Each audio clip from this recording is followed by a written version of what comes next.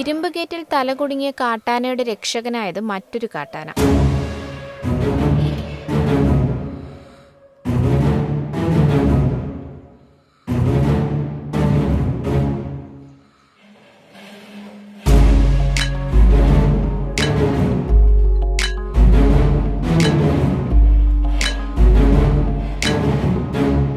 കർണാടകയിലെ കുടക് ജില്ലയിൽ നടന്ന സംഭവത്തിന്റെ വീഡിയോയാണ് ഇപ്പോൾ വൈറലാകുന്നത്.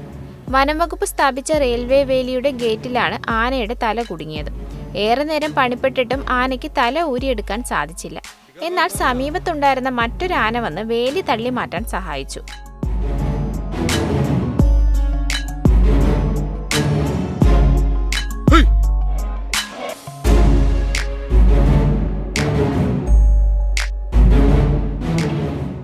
അതിൽ വിജയം കാണുകയും തല ഊരിയെടുത്ത ശേഷം ആനകൾ കാട്ടിലേക്ക് കയറി പോവുകയുമായിരുന്നു. റേഡിയോ കോളർ ഘടിപ്പിച്ച ആനയുടെ തലയാണ് കുടുങ്ങിയത്. സമീപത്ത് തോക്കുമായി വനപാലകർ നിൽക്കുന്നുണ്ടായിരുന്നു.